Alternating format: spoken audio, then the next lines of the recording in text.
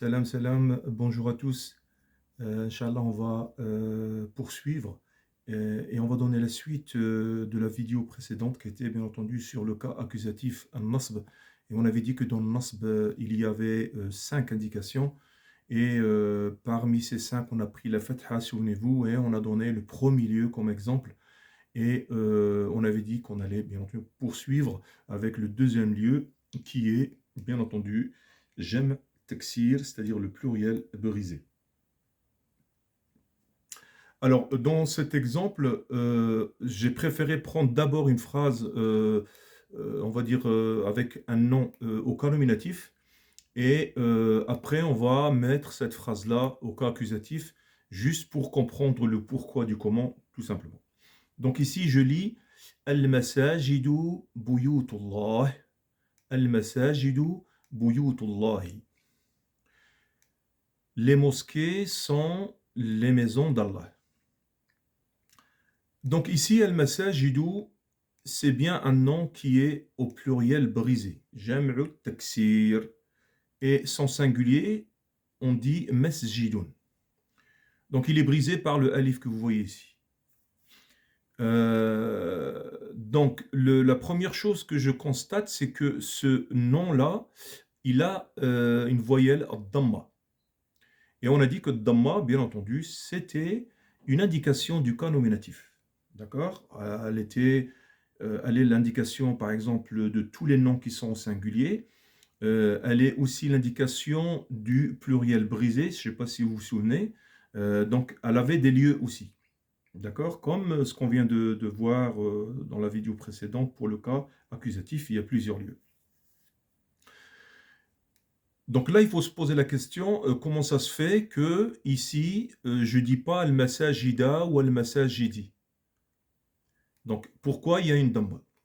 Tout simplement parce que ce nom que vous voyez ici, il est obligé d'être au cas nominatif. C'est-à-dire, il est obligé d'avoir une dhamma. Pourquoi? Parce que c'est sa place dans la règle qui l'oblige. Alors cette place-là, ça s'appelle mubtada. Mubtada, ça veut dire début. Là, on parle d'une phrase nominale. Et c'est vrai que cette phrase, c'est une phrase nominale. Al-mubtada, c'est un nom qui va commencer une phrase nominale. Les savants de la grammaire, ceux qui ont établi et donné les règles de la grammaire, ils ont dit que al-mubtada, il sera tout le temps au cas nominatif, quoi qu'il arrive.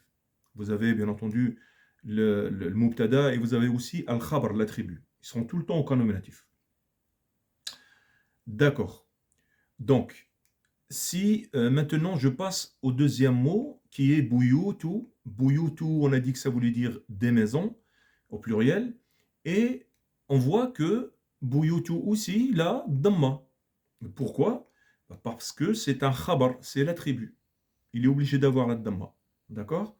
Alors l'attribut, c'est quoi? C'est un mot qui va venir tout le temps après le mubtada pour nous donner une information sur le mubtada. Al-khabar qui vient du mot information. Ok. Donc ce mot-là, non seulement il est khabar, mais il est dans le même temps, il va être modaf. Modaf, exactement. Il va être modaf. Modaf, ça veut dire s'annexer, se rajouter. D'accord? À quoi? À un mot. Ce mot-là, c'est quoi? C'est Ismul Jalala. D'accord? Ismul Jalala. Alors on dit Ismul Jalala quand il s'agit d'Allah subhanahu wa ta'ala. Ismul Jalala, ça veut dire prononciation de la magnificence et c'est par respect. À chaque fois qu'on fait l'Irab, comme ici, Ismul Jalala, ici, il est modaf, mais on va pas dire Allah, ici, il est modaf, non. On dit Ismul Jalala, huwa modaf ilayhi majrour, wa alamat jarrihi al-kasra, etc., etc. D'accord? Par respect. Donc, vous avez compris que Allah, subhanahu wa ta'ala, ici, Ismul Jalala, il est modaf ilayh, et Buyut, il est modaf. Donc, dans l'Irab, on peut dire que c'est modaf et modaf ilayh. Ok, donc c'est pas le sujet. On va prendre cette phrase-là et on revient dans notre cas accusatif. Donc cette phrase-là, c'est le mot qui nous intéresse, c'est celui-là. Hein. Il est au cas nominatif. Maintenant, pour le mettre au cas accusatif. Là, je vais lire la phrase Innal masajida buyutullahi. Donc là, la première chose que je vois dans cette phrase, il y a eu une particule en plus ici. Ok. Et la damma ici, la première phrase, elle a sauté, elle a été remplacée par fatha. C'est-à-dire là, on est dans l'accusatif, parce que la fatha, c'est l'indication du cas accusatif. Ok, on va continuer, Inch'Allah. Donc, est-ce qu'il y a une différence entre cette phrase-là et cette phrase-là? Puisque ici, on a rajouté inna et le mubtada que vous voyez ici, il a sauté de sa place, il a perdu sa place au fait. Est-ce qu'il y a une différence de compréhension déjà? Oui. Oui, parce que la première, on dit que les mosquées sont les maisons d'Allah, tout simplement. Dans la deuxième, si je traduis, certes, les mosquées sont les maisons d'Allah. Donc là, il y a une forme de certitude par rapport à la première. Donc inna, elle fait partie de la famille de inna ou akhawatuha. Donc leur travail, c'est ça. C'est soit amener la certitude, etc., etc. Et ce qu'elles font, ces particules-là, elles vont obliger le nom qui les précède à avoir le cas accusatif comme ici. Et pas seulement, elle va prendre même la place de le mubtada. C'est-à-dire, là, elle lui prend la place. Et quand je vais faire le i'rab de masajida, je ne vais pas dire ici, il est mubtada. Par exemple, ici, je dis المساجد هو مبتدأ مرفوع وعلامة رفعه الضمة الظاهرة على آخره. D'accord? Là, je dis que المساجد, c'est le début, il est au cas nominatif et l'indication de son cas nominatif, c'est la dhamma. D'accord? Mais ici, non. Je ne vais pas dire il est mubtada. Je vais dire tout simplement al-masajid, il appartient à inna.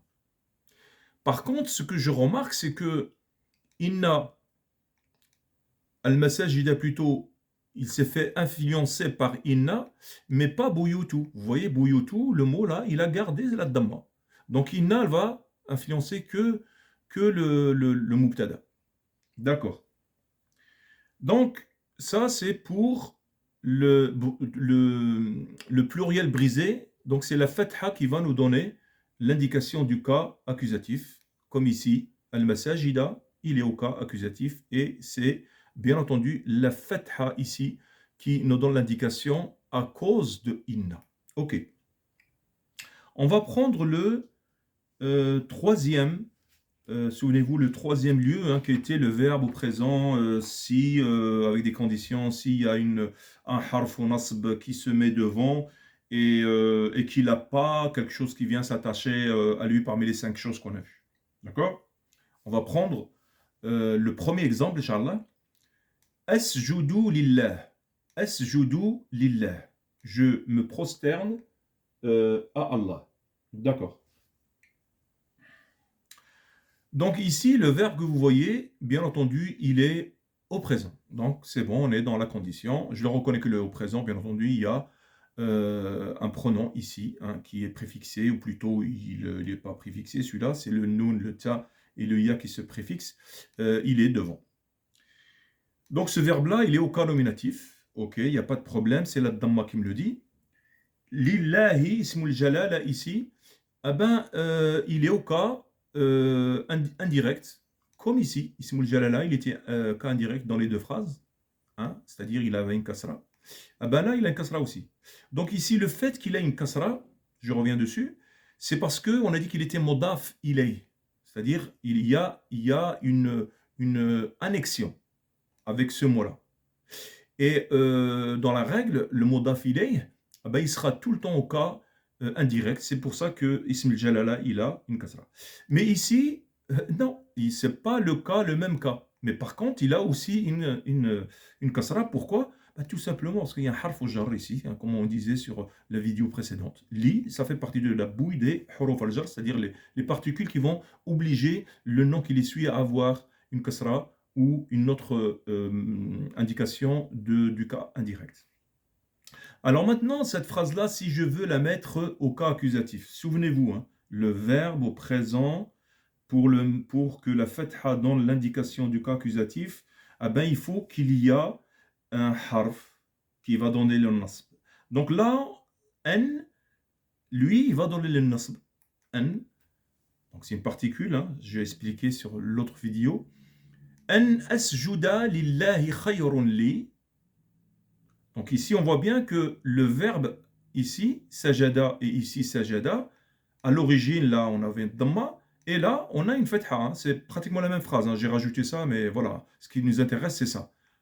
Donc ici, lorsque j'ai rajouté la particule, ben, le verbe, il n'a pas eu le choix. Il s'est mis au cas accusatif. Et la troisième condition, rappelez-vous, ah ben, à la fin, il n'y a rien qui vient s'attacher. Hein, il n'y a pas les 5 choses qui viennent s'attacher. Donc, à ce moment-là, ça va être uniquement la fatha qui va nous donner l'indication du cas accusatif de ce verbe-là. Alors après, on va continuer, Inch'Allah, et on va voir le ya, d'accord, le ya et le alif maqsour. Alors, vous savez que le ya et le alif maqsour, à l'époque des savants de la grammaire, quand ils mettaient la grammaire avec des règles, eh ben, ils étaient un peu embêtés avec ces deux lettres. C'était vraiment des lettres que, voilà, ils étaient vraiment embêtés. Et vous allez comprendre. Donc ici, je dis tusalli fil waqti. Tu pries à l'heure ou dans l'heure, c'est comme vous voulez. Donc ici, le verbe tusalli, ah ben, il est au présent. Ok? Et il est au cas nominatif. Mais par contre, contrairement à celui-là, il n'y a pas l'indication de dhamma. Et pourtant, elle est bien là. Alors ici, si je fais le i'rab de ce verbe-là, je dirais que asjudu huwa fi'lun mudari'un marfu'un wa alamatu raf'ihi ad-dammatu ad-dahiratu. Ad-dammatu ad-dahiratu. C'est-à-dire la dhamma qui est apparente. Elle est apparente, je le dis. Mais ici, la dhamma elle est là aussi. Mais elle n'est pas apparente. Et c'est pour ça, dans son i'rab, ben, je dirais que tusalli huwa fi'l mudari', d'accord, مرفوع وعلامات رفعه الضمة المقدرة. Ça change. المقدرة, ça veut dire caché. Ça veut dire que la dhamma, on l'a mis cachée parce qu'elle n'est pas prononçable. Parce que si on la prononce, ça va faire ridicule. D'où la règle des savants. Parce que si je la prononce, ça veut dire qu'elle va être apparente. Et j'aurais dit tusalliyu fil waqti, ça fait ridicule. Donc les savants, ils ont dit, pour le ya, on ne va pas lui mettre dhamma, mais dans son i'rab, elle va être là, mais elle va être cachée. D'accord? Donc, ça veut dire que le ya, il n'acceptera jamais la dhamma, malgré qu'il est ici marfoua. Donc, ce verbe-là, pareil, je vais le mettre au cas accusatif, d'accord? Et là, je dis an tusalliya fil waqti. Donc, c'est la même phrase. Hein. Et là, c'est le même verbe, et pourtant, il y a une fatha. Il est passé du cas nominatif au cas accusatif. Vous avez compris, parce qu'on a rajouté une particule. Et ici, on a mis une fatha. Parce qu'on peut dire an tusalliya, ça ne fait pas ridicule. Donc le ya, si vous suivez, le ya, il ne va pas accepter la dhamma, mais il va accepter la fatha, lorsqu'il est au cas accusatif.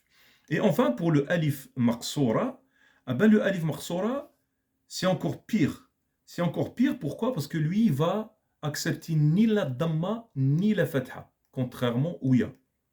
Ici, par exemple, je vais lire Nakhsha Allah khayrun lana. Nous craignons Allah, c'est mieux pour nous.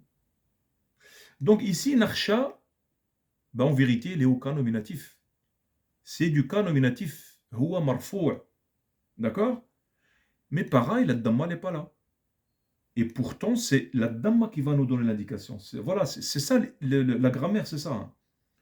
Donc ici, dans son i'rab, je dirais que Nakhsha, huwa fi'lun mudari'un مرفوع وعلامات رفعه الضمة المقدرة. Pareil.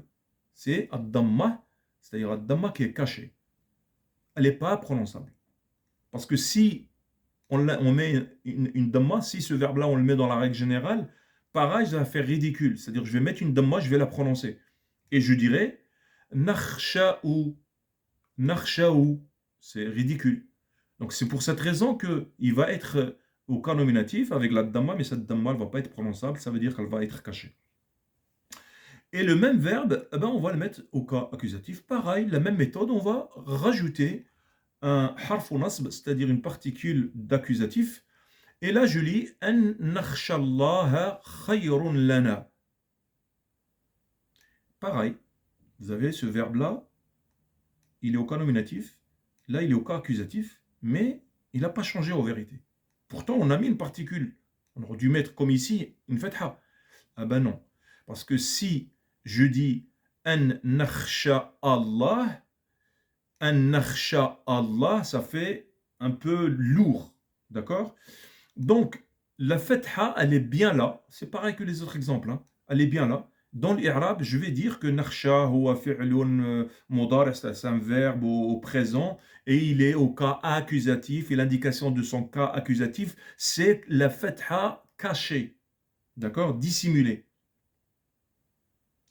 Voilà pour cette partie de la alamat al-fatha. Wassalamu alaikum wa rahmatullah.